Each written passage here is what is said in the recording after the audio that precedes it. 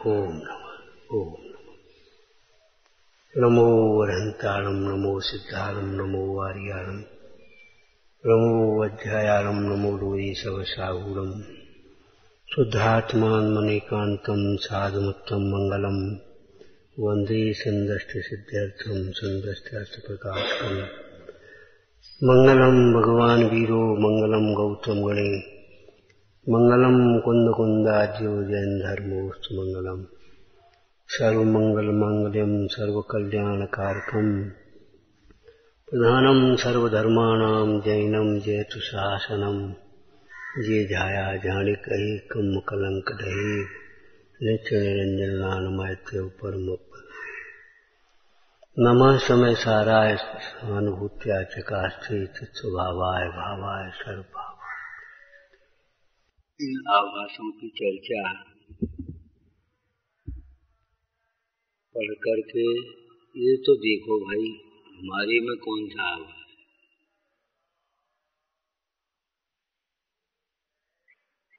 अच्छा ये भी विचार किया हमारे में कौन सा आभास है।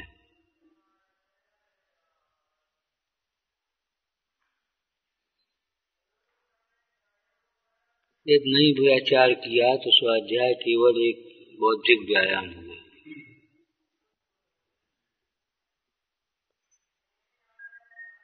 और कोई नहीं है हमें आभास तो फिर हमारी कौन सी दशा है। हमें तो सन्मुख है या सम्मुक्ति की है।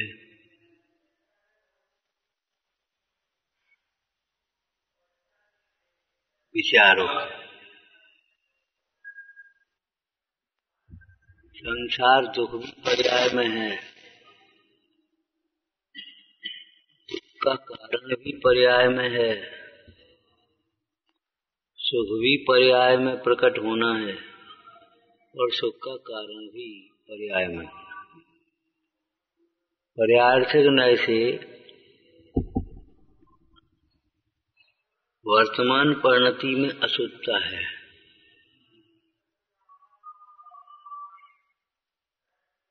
पर्यायर्थिक नय से जो अशुद्धता उसका नाम क्या है? मिथ्या दर्शन, अज्ञान और असंयम भाव। वही दुख का कारण है। एक रूप कैसे माने? अपने को एक मानो या तो शुद्ध मानो तो उपाय क्यों करते हो? कौन से कह रहे हो? किले में बैठ करके संबोधन करो, समझो भैया स्यादवाद के बिना ज्ञान नहीं होता। निरोगी है तो इलाज क्यों करता है? और इलाज करता है तो निरोगी कैसे मानता है? भैया वैद्य भी यही कहेगा। कौन सा रोग? अरे कुछ नहीं, तुम तो जाओ, कोई बात नहीं, जाओ ठीक है। तुम सोचो कोई बीमारी है ही नहीं हमें और ये दवाई खाओ।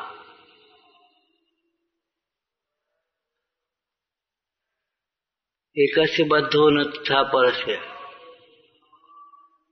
विचार करो, स्वभाव शुद्ध है, स्वभाव मुक्त है, स्वभाव ज्ञानमय है, स्वभाव आनंद रूप है।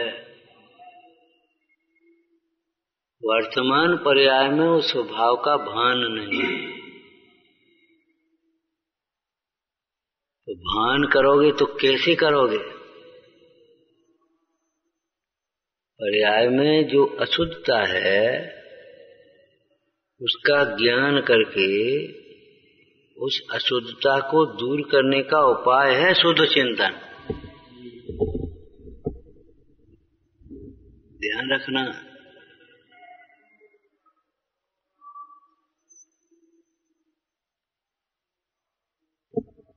प्रमाण ज्ञान जो होता है वो प्रमाण ज्ञान कैसा है?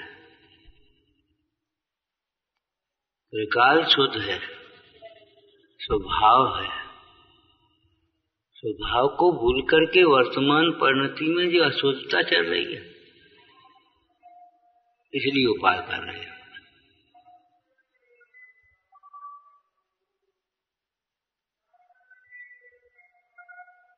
देखो समयसार जी की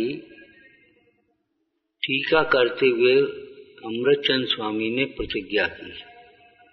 तो क्या की? मैं शुद्ध चिन्ह मात्र मूर्ति हूं, परंतु परिणति में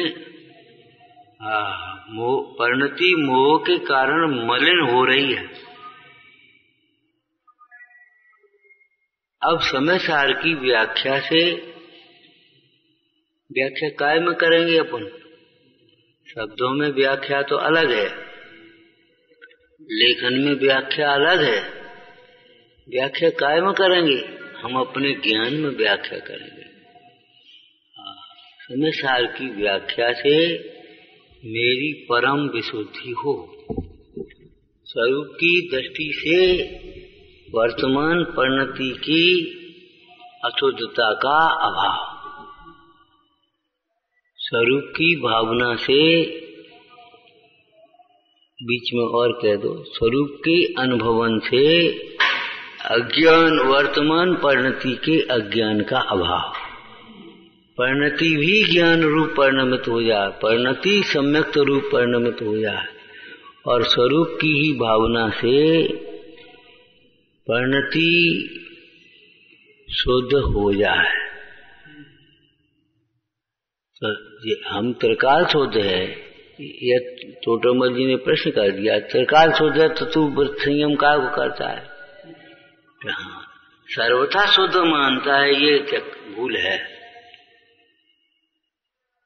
आपको मालूम होना चाहिए न्याय की भाषा। स्यात् पद न लगाया जाए तो सारे वाक्य जिन वचन नहीं है। कोई वचन स्यात् के बिना जिन वचन नहीं होता, और स्यात् लगा दो तो जिन वचन हो जाए। ये सर्वथा शुद्ध मान लिया जाए तो फिर जिन वचन नहीं रहेगा, और यदि स्यात् शुद्ध कर दिया जाए तो जिन वचन हो गया।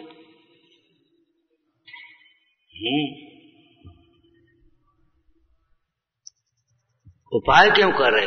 कपड़ा यदि मैला ही है तो फेंकते क्यों नहीं, और स्वच्छ ही है तो धोते क्यों? कि स्वच्छता उसका स्वभाव है और मलिनता संयोग से आई है। वह मलिनता दूर करके स्वच्छता प्रकट करने योग्य है। निश्चय का निश्चय रूप सिद्धांत, व्यवहार का व्यवहार रूप सिद्धांत की भी चर्चा इसी प्रसंग में टोटमल जी करेंगे। तो निश्चय का निश्चय रूप सिद्धांत और व्यवहार का व्यवहार रूप सिद्धांत क्या करोगे? परिणति में मलिनता है, उसे भी स्वीकार कर लेना चाहिए। ये विषय हमने पढ़ा तो है, लेकिन भूल गए, ये भी स्वीकार करो। और उस भूल गए हैं तो अब दोहरा लो। बहुत दिन से देखा नहीं है, पढ़ा तो है, तो भूल गए हम, भूल गए तो फिर देखो, फिर दोहराओ। तो स्वभाव को भूल रहा है। तोते में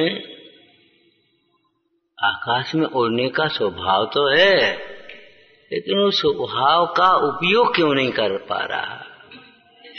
जब नलनी में लटका है, उल्टा नलनी को पकड़ लिया, उल्टा लटका है, अब वो आकाश में उड़ने के स्वभाव का प्रयोग क्यों नहीं कर पा रहा? कहो स्वभाव नहीं है, कहो उस समय स्वभाव नहीं है। जब नलनी में से टूटेगा तब स्वभाव होगा ना। स्वभाव तो है, लेकिन स्वभाव का भान नहीं है। स्वभाव का निश्चय नहीं है। स्वभाव को भी निश्चय कहते हैं और स्वभाव के निश्चय को भी निश्चय कहते हैं।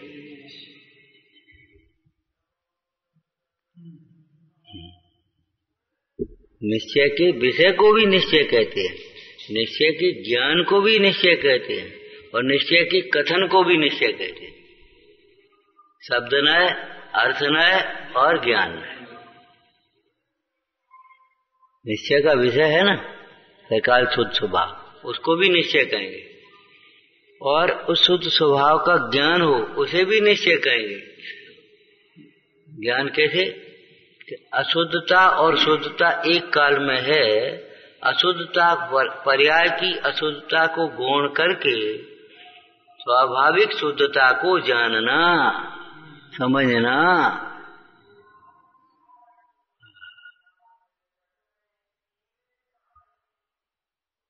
ये भी निश्चय है। और अनुभवना, वो भी निश्चय है। शुद्ध न प्रकाशन शुद्ध नयो विदेती।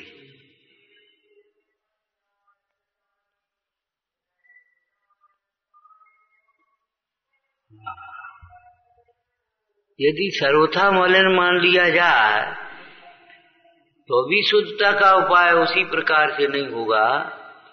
दृष्टांत कोई दिया था पहले, बीमार का बेहोश का तो इलाज होगा, मरे का इलाज नहीं होगा।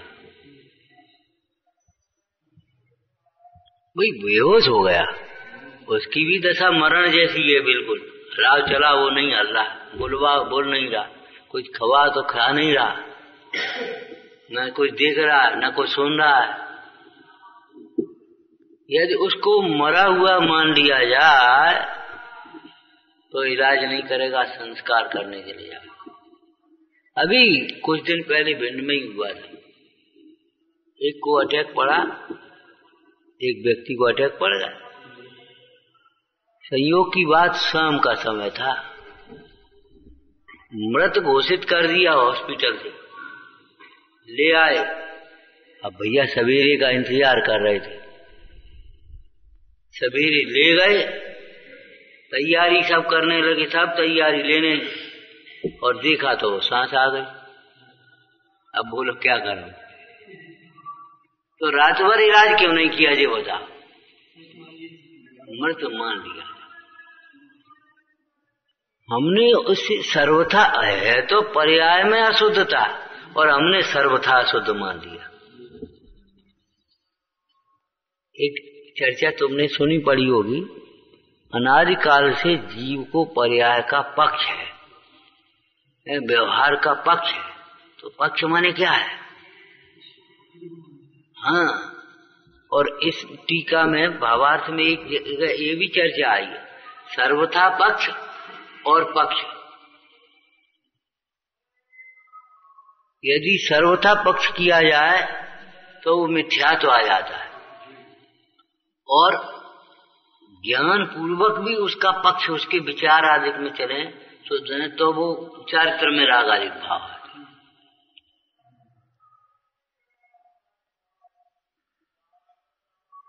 पश्चातिक्रम दशा अलग है। एक चर्चा शाम को हम कर रहे थे, निधि को क्षमा भाव, कहाँ का क्षमा भाव किससे होता है? निश्चय के व्यवहार बोलो, निश्चय से देखें तो आत्मा क्षमा स्वभावी है। अंतर्मुख होकर के मैं ज्ञायक भाव रूप हूं, ऐसा अनुभव करना वो क्षमा भाव है। ये निश्चय समान, ठीक है ना? और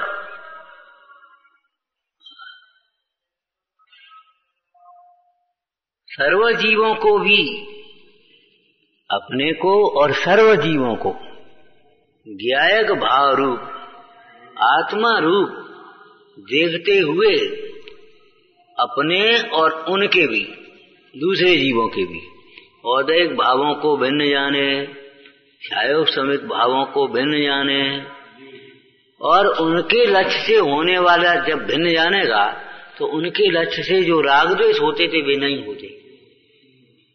उसका नाम व्यवहार क्षमा है। हमने तुम्हारे ज्ञायक भाव को देखा, उसको ऊर्ध्व कर दिया, और तुम्हारी पर्याय में क्षयोपशम कम था, तो तुम भूल जाते थे कोई बात। तो हमने नालायक भूल जाता है, पहले क्रोध आता था, अब हमने उस औदैहिक भाव को भिन्न जाना और ज्ञायक भाव रूप जाना, तो अब वो क्रोध नहीं होगा। जो हम ये नालायक और है, जरा सी बात याद नहीं रहती, 4-4 बार कहते हैं याद नहीं रहती तुझे, क्या करता है? अब मूर्ख है, फलाना है। अब बताओ, ये क्रोध जब हमने उस औदैहिक भाव को, वो क्या नाम, क्षायोपशमिक भाव की मनता तुम्हारी थी, उसको भिन्न जान लिया, तो अब बता क्रोध कैसे आए? दोष किसी का हो और गुस्सा किसी पर हो, ऐसा थोड़ी है। ये बात तो होती है, उतार दे किसी पे, लेकिन लोक व्यवहार में भी दोष किसी का हो और दंड किसी को देवे, तो ऐसा थोड़ी होता है। हाँ, कोई बीच में आ जाए, तुम कहा को बीच में आ गए, तो वो उसका दोष हो गया ना, बीच में आ जाना। तुम हटो, हमें उसे कहने दो, हमें उससे निपट लेने दो। तो लोक में भी दूसरे का दिखाई देगा, तो तुम्हारे पर्याय में भी औदैहिक भाव है, चाहे वो क्रोध रूप हो चाहे मान रूप हो। कई बार ऐसा सच बता आता है विकल्प। देखो, स्वाध्याय छोड़ना मंजूर है, अभिमान छोड़ना मंजूर नहीं। स्वाध्याय छोड़ देंगे, विनय छोड़ देंगे, भक्ति छोड़ देंगे, सेवा छोड़ देंगे, सब छोड़ने को तैयार हैं, लेकिन अभिमान नहीं छोड़ेंगे। और सारी बातें होती रहेंगी, प्रेम का रिश्ता छोड़ देंगे, लेकिन वो दहेज नहीं छोड़ेंगे।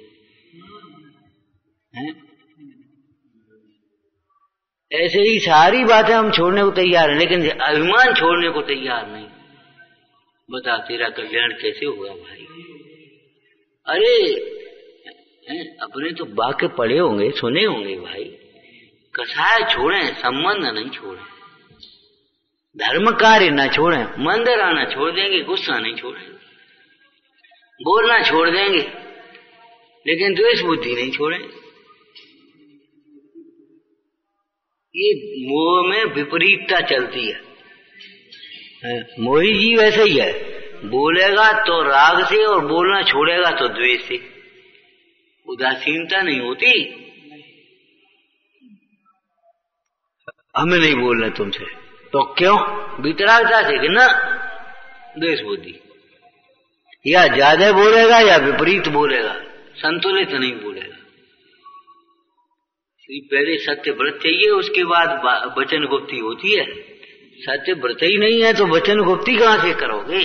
कैसे करोगे? अक्रम थोड़ी हो जाएगा। तो सत्य व्रत है नहीं और वचन गुप्ती है, ऐसे कैसे हो जाएगा? संतुलित बोलना नहीं आता तो मौन कहां से आ सकता है? मौन के नाम पर घुटन होगी, मौन के नाम पर भीतर भीतर घुटेगा, दुखी होगा, लेकिन अभिमान से वो स्वीकार नहीं कर पाया। तो ज्ञायक भाव रूप अनुभव करना बिल्कुल अपने लक्ष्य, ये तो निश्चय क्षमा हो गई। और सर्वजीवों में भी ज्ञायक भाव की स्थापना की स्वीकार किया, तो उनकी पर्याय के दोष को, चाहे वो क्षयोपशम की मनता अधिक रूप हो, चाहे उदय की प्रतिकूलता अधिक रूप हो, उसको गौण कर दिया, भिन्न देखा, तब वो क्रोधाधिक भाव उत्पन्न नहीं हुए। वो व्यवहार क्षमा है कि महाराज व्यवहार क्षमा क्यों? निश्चय क्षमा हो गई ना, कि नहीं पराश्रित हो व्यवहार है। अपनी पर्याय में भी है, कभी कभी अपने पर भी गुस्सा आती है। क्या करेंगे, कुछ गुस्सा आ जाती बेरबे, क्या करेंगे, राग आ जाता बेरबे। तो उस राग को भी, औदैहिक भाव को, अपने को, अपनी पर्याय में बरतने वाले औदैहिक भाव को और क्षयोपशमिक भाव को भिन्न जाना, और मैं ज्ञायक भाव रूप हूं ऐसा अनुभव किया, वह व्यवहार क्षमा है। क्यों? विचार पूर्वक की गई है ना,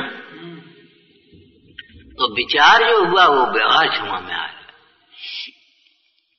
और अब असद्भुत का व्यवहार देखो, तो व्यवहार क्षमा कैसे होगी? कि सरलता पूर्वक, निष्कपट भाव से, विनय भाव से अपने दोष को समझकर स्वीकार करना, और उसके दोष को दूर करने के लिए, जैसे रोगी रोग को दूर करने के लिए, रोगी रोग की पीड़ा को सहन करने में असमर्थ जानता हुआ, अब नहीं सही जाती, अब तो चलो भाई, रोगी रोग की पीड़ा को सहन करने में असमर्थ जानता हुआ, उसे दूर करने के लिए जैसे वैद्य से निवेदन करता है, कुछ भी नहीं छिपाता है, जो पूछता है उसी का जवाब देता है, जो करता है उसको बिल्कुल वैसे निष्कपट भाव से, विनय भाव से कह देता है। ऐसा नहीं है भय के कारण से, वैद्य जी के भय से कुछ बातें छिपा दी और कुछ कह दी, ऐसा नहीं करता। आलोचना प्रतिक्रमण में लिखा है निष्कपट भाव से निवेदन करके, कुछ भी नहीं छिपाते हुए, माने नंबर 1 अपने दोष को समझते हुए, नंबर 2 शास्त्रपूर्वक अपने दोष में से कुछ भी नहीं छिपाते हुए, कुछ भी नहीं छिपाते हुए उस दोष को दूर करने के लिए निवेदन करना, ये स्थूल क्षमा है। क्षमा कोई तकिया कराम थोड़ी, क्षमा वाह क्षमा वाह क्षमा वाह। क्षमा ज्ञानी की परिणति में होने वाला सहज पने का व्यवहार है, श्रेष्ठ व्यवहार है ये। क्षमा दोष से निर्दोषता की ओर ले जाने वाला है। क्षमा हमारी परिणति को के दोष को मिटा करके निर्दोषता की ओर ले जाने वाला है ना। एक प्रक्रिया है व्यवहार। अब न परमार्थिक खबर, न व्यवहार की खबर, न अपने दोष की खबर। क्षमा बा, हमने पूछा काय का क्षमा बा, कछु नहीं, बच्चों पर आ गए, हो गई क्यों, खत्म मामला।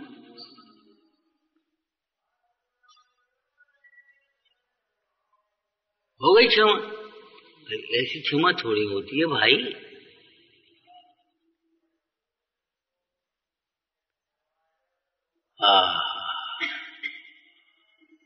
और अंतर्मुखी होकर उस दोष को दूर करने के लिए स्वयं से निर्दोष स्वभाव का लक्ष्य करना, ये भीतर का व्यवहार है।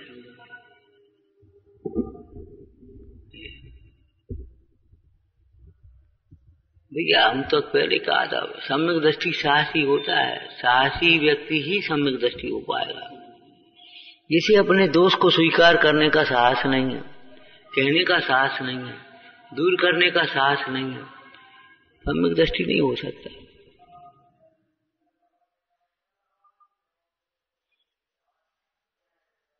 समझ लेना चाहिए, ऐसी भूल अपने में हो तो निकाल लेना। माने अपने दोष को सुनकर के या कोई बात आने पर, प्रसंग पड़ने पर चुप्पी साध लेने वाला जीव 3 काल में, अनंत काल में भी सम्यक दृष्टि नहीं हो सकता। बस समझ लेना ही। मान लो कुछ भी अपने को व्यवहाराभास है, निश्चयाभास है, भाई अपने कौन सा आभास चल रहा है। और देखो एक आभास नहीं, तुम्हें कौन सी बीमारी, अरे किसी समय कोई बीमारी, किसी समय कोई बीमारी, ऐसा भी नहीं है कई बीमारी चलती है।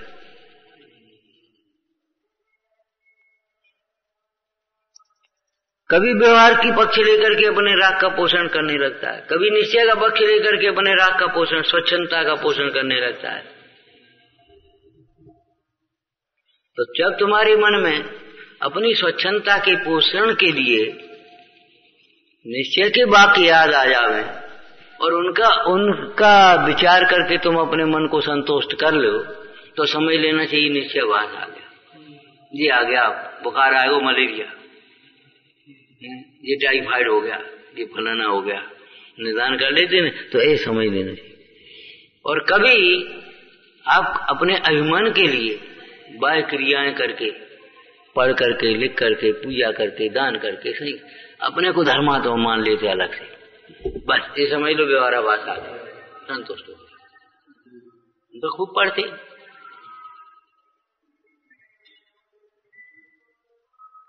अब मतलब का सवेरे संध्या तक एक ही चलता रहो का।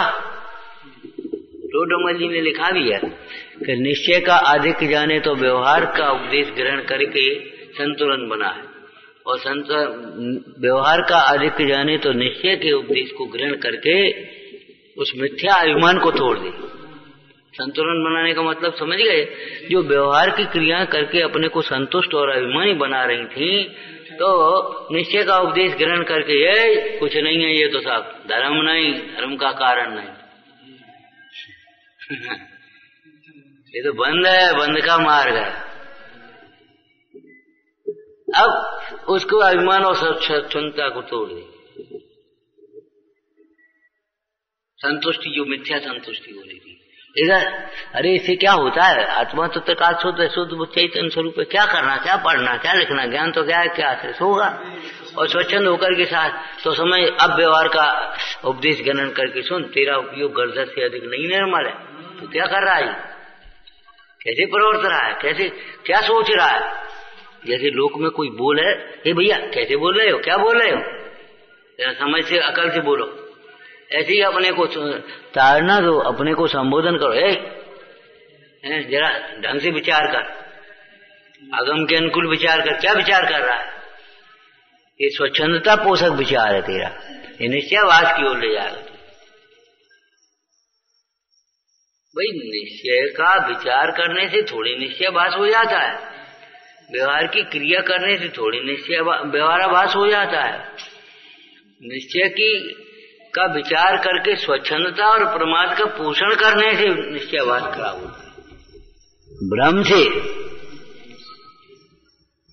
पता नहीं उसे क्या कर रहे हैं, क्या हो, भ्रम से।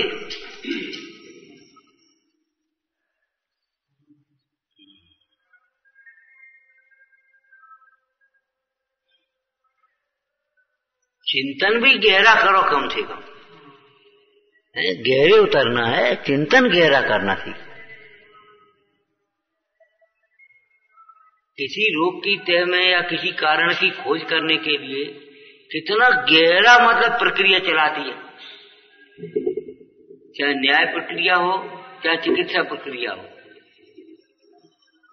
अच्छा, शिक्षा प्रक्रिया में परीक्षा लेने के लिए कितनी मतलब किस प्रकार कितनी सूक्ष्मता से प्रश्नोत्तर होते। ये थोड़ी है सीधे सीधे उसमें लिखा सो इसको क्या कहते हैं, बस लिख दिया तुमने उत्तर उठा करके। अब ये तो सब बंद हो गई प्रणाली।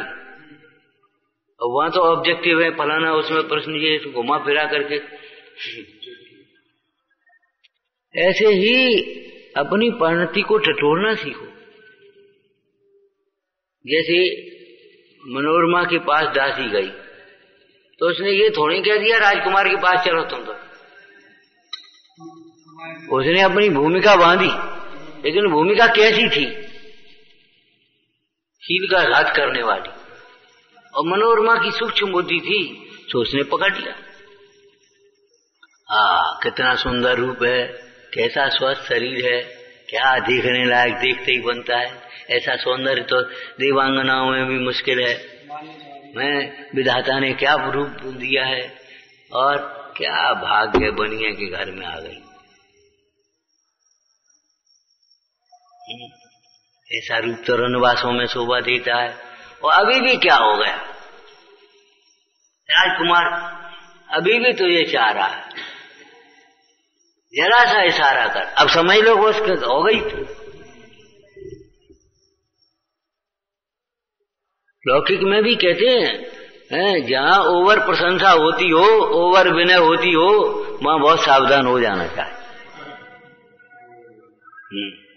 ओवर प्रशंसा और ओवर विनय हो तो समझ लेना चाहिए कछु है, गड़बड़ है मामला।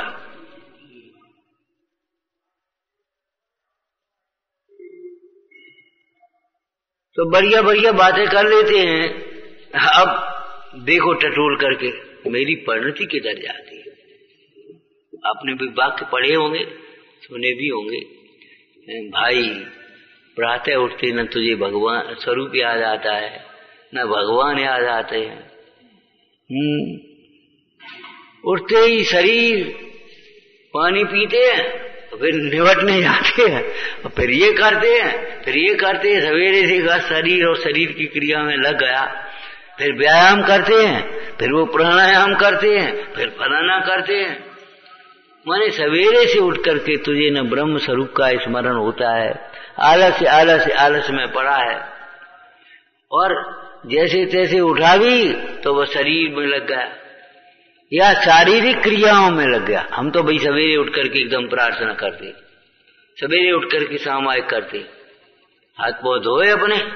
अरे सवेरे उठ करके हाथ पांव धोने का मतलब ये नहीं है पानी से हाथ पांव धोना। सवेरे से उठ करके ये विचार करो हाथ पांव हमारे नहीं है,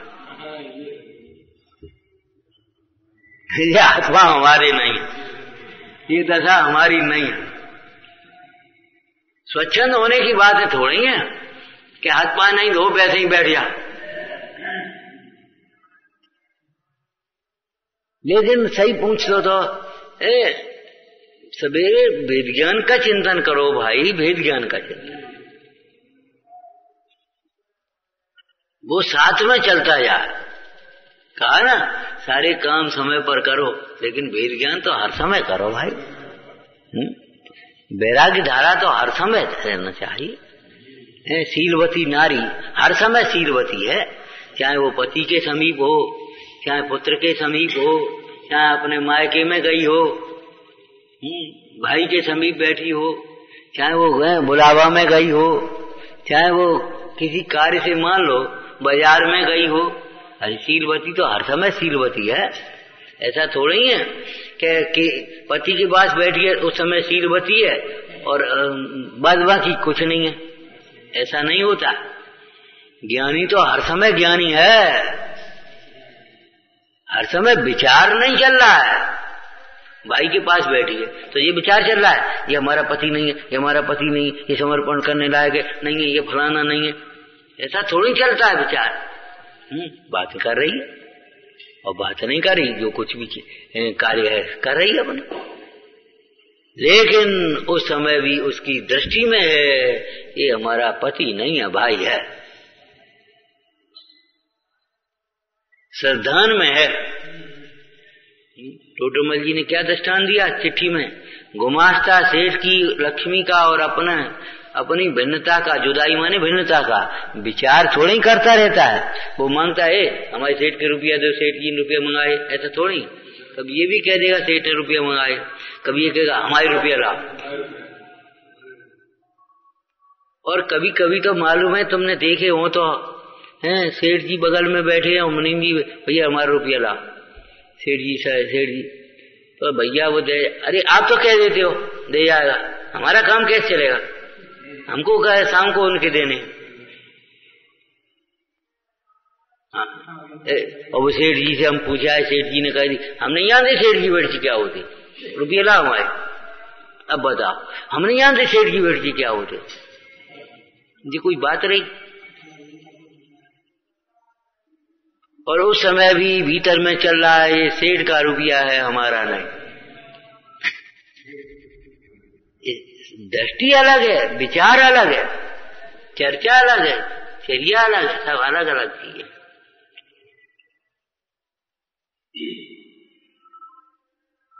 बताया था आपको शुद्धात्मा की चर्चा अजीब तत्व है, शुद्धात्मा का चिंतन सुभाश्रव है, और शुद्धात्मा का अनुभवन संवर तत्व है, शुद्धात्मा की भावना निर्जरा तत्व है, शुद्धात्मा में पूर्ण लीनता मोक्ष तत्व है, और शुद्धात्मा जीव तत्व है। और शुद्धात्मा क्या होता है, आत्मा आत्मा विरात्मा पाप तत्व है।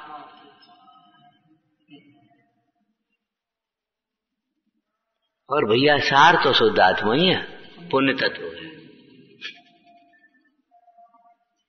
धन्य कैसे शुद्धात्मा में मग्न है, कैसे शुद्धात्म स्वरूप हो, पुण्य तत्व आ गया।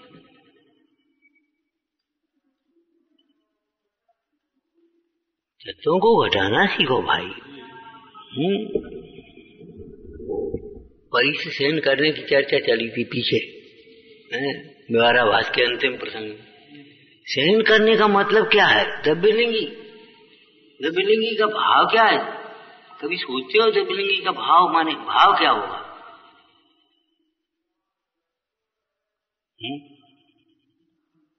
बताओ क्या भाव होगा? पूर्ण अहिंसा व्रत का पालन करने वाला, आगम के अनुकूल, मन वचन काय कृत कार्य अनुमोदना थी, माने किसी जीव की विराधना की बात सोच भी नहीं सकता, बोल नहीं सकता, प्रमाद नहीं होता किसी क्रिया में, प्रमाद से चलना उठना बैठना नहीं। सत्य महाव्रत का धनी, आचार्य महाव्रत के, ब्रह्मचर्य का निर्दोष पालन करने वाले। कहा समझ रहे द्रव्यलिंगी का खेल खिलौना समझ रहे हो तुमने?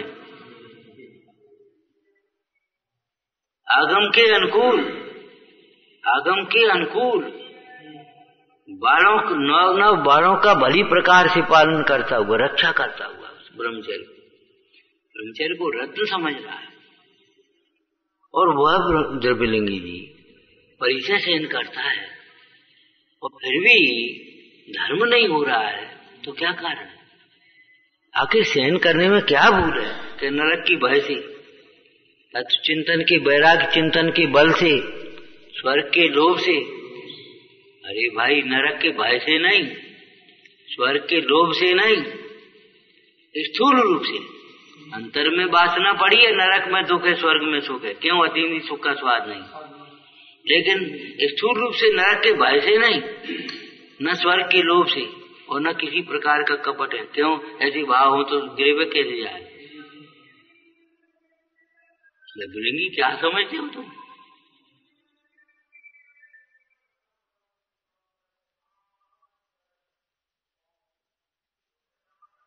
अब परि से सहन करने की प्रक्रिया फिर क्या होगी ये बताओ, क्या सहन करने की प्रक्रिया होगी? अब परिचय में, परिचय आप हमने फिर कहा था होमवर्क किया करो, 22 परिचय में एक एक को लगाओ, बैठो।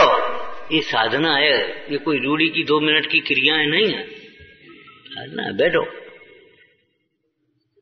परिचय सहन करने की क्या होगी? सहना, बस सहना। उस परिचय का अंश अपने में नहीं मिलाया, अपने का अंश उसमें नहीं मिलाया, तब परिचय सहन हो सकता है। माने उस परिचय में उस जीव को किंचित मात्र भी आकुलता या राग द्वेष नहीं होगा, होगा नहीं सहज रूप से। लेकिन अगर सहन करने की कोशिश करेगा अपना मान करके, अपना मान करके सहन करने की कोशिश करेगा, तो ज्यादा से ज्यादा कोशिश इतनी हो जाएगी, तीव्र कषाय संक्लेश नहीं होगा, शरीर में कोई विकृति नहीं आएगी, रोम खड़ा नहीं होगा शरीर, आसन से चलायमान नहीं होगा, कोई वचन खराब नहीं निकलेगा, लेकिन परिणामों में पुण्यवान होगा। बस इतना समझ लेना। अगर उसने सहना ये विच्छेद नहीं किया और सहना के बिना सहन किया, समझ गए? सहना के बिना सहन किया, सीधा मिला दिया सहन। हम तो सहन करना, अब भैया क्या करें, सहन तो करना ही पड़े, सहन तो करना ही पड़े। क्या फायदा? संकलेश करो, नरक में जाओगे, कब हो तब सहन करना पड़े। इतनी सहन नहीं करे, इतनी सहन करना पड़े। तो जब अपने में मिला करके सहन करता है तो ये भूल हो गई, और भिन्न जानते हुए सहन करने की जरूरत ही नहीं रहती। भिन्न जानना ही परि से सहन करना है, परि से जय, बस भिन्न जाना, ज्ञान में प्रत्याख्यान। उस परिचय को या उस उपसर्ग को, उस विकल्प को भिन्न जानना, इसलिए केवल उसके दूर करने का उपाय नहीं करना, इतना नहीं, उसको दूर करने का भी विकल्प नहीं आना। दूर जाना तो दूर करने का विकल्प कैसे आएगा? यहाँ चिपट करके बैठो तो हम कहेंगे दूर हटो, अब तुम पहले ही से दूर बैठे हो तो हम क्या कहें दूर हटो। तो उस ज्ञानी ने अपने से अभिन्न चैतन्य स्वरूप अनुभवते हुए इस परिचय को पहले से ही भिन्न जान लिया है, दूर कर जान लिया है, इसलिए उसे दूर करने का विकल्प नहीं हुआ। इसका नाम है जय। काय की जय हो गई? क्या मोह की जय हो गई? मोह उत्पन्न नहीं हुआ ना, मोह में राग उत्पन्न नहीं हुआ, द्वेष उत्पन्न नहीं हुआ, जय हो गई। माने अपना नहीं भाषित हुआ, इष्ट भाषित नहीं हुआ, अनिष्ट भाषित नहीं हुआ, मोह राग द्वेष उत्पन्न नहीं हुए, इसका नाम हम जीत गए, बस जीत गए, इसी का नाम परिचय जय हो गए। अब जिसने अपना मान लिया, अब वो कैसे जीत पाएगा? वो तो थोड़ी सी मजबूरी में या किसी स्वर्ग आदि के भले शब्द नहीं है, वो स्वर्ग के लोभ से कह तो यही रहा हमें इंद्रादि पद नहीं चाहिए, लेकिन भीतर में वासना तो उसमें सुख पने की बैठी है।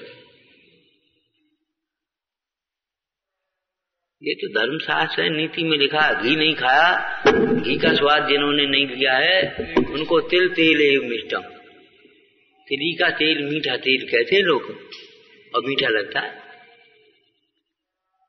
आप खा के देखो, स्वाद नहीं करें। सरसों का तेल तीखा लगेगा और तिली का तेल मीठा लगेगा, उसको मीठा तेल बोलते हैं। लेकिन जिसने घी का मिठास लिया है उसको तेल है। वैसे अतीन्द्रिय आनंद के सामने इंद्रिय सुख दुख लगेगा, लेकिन दुख के सामने जब देखेंगे तो वो सुख जैसा लगता ही है, तो उसमें कोई बात नहीं। जब सुख जैसा लगेगा तो उससे कैसे विरक्त हो पाएगा, और दुख लगेगा तो कैसे वहां से हटने की भावना नहीं आएगी, राग द्वेष आए बिना नहीं रहेंगे। विचार करो भाई, संस्कार डालो, संस्कार डालो। ये अपने नहीं है, भिन्न देखने के संस्कार डालो। अपने नहीं है ये, कहाँ का परिवार, कहाँ का व्यवहार, कहाँ का व्यापार, कहाँ का धन, कहाँ का वैभव, कहाँ के शिष्य, कहाँ के गुरु, कहाँ के समाज, कहाँ का परमाणु मात्र मेरा नहीं। ये संस्कार डालो, बारंबार विचार करो, बारंबार विचार करो। एक आवास नहीं आएंगे, सब चले जाएंगे। जब भाव वासन होता है तो फिर आवास नहीं रहती, और जब तक भाव वासन नहीं होता तब तक कोई न कोई आवाज आकर के खड़े हो ही जाएंगे। विचारना।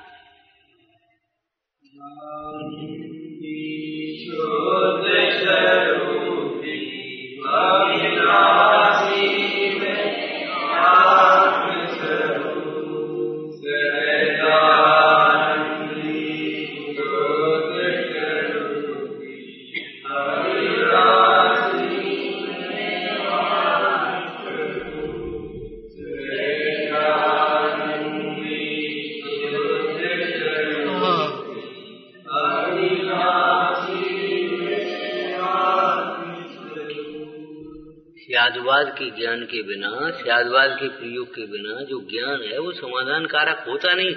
भले कहो मत ही, लेकिन शंका लगती है, बिल्कुल मैं त्रिकाल शुद्ध हूँ, तो फिर अशुद्ध ये करे काय को रहे, सोई अपने चुप रहे। हाँ बात तो ठीक है, तो त्रिकाल शुद्ध नहीं है, तो स्यादवाद से समझना चाहिए। त्रिकाल शुद्ध है, वो भी परम सत्य है, और ये भी पर्याय का सत्य है। परिणति में अशुद्धता है भाई। तुम जब त्रिकाल शुद्ध तो भक्ति काय कर रहे, कि बिल्कुल ठीक पूछ रहे तुम। त्रिकाल शुद्ध होते हुए भी अनादिकाल से हम त्रिकाल शुद्ध को भूल रहे हैं, और त्रिकाल शुद्ध से परिणति हटती है, तो उस त्रिकाल भक्ति करते हैं, तुम्हें ये दिख रहा है भक्ति कर रहे हैं। हम भक्ति के बहाने से, निमित्त से त्रिकाल शुद्ध की भावना ही कर रहे हैं, ये समझ लो।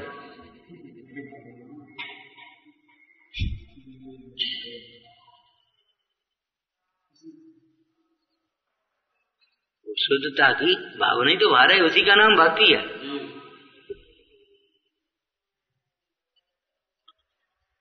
हे जिनवाणी भारती तो ही जपो दिन रे, जो तेरी शरण गए सो पावे सुख से।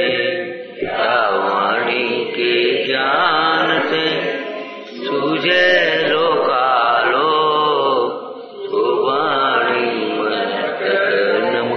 सदा जीत हूँ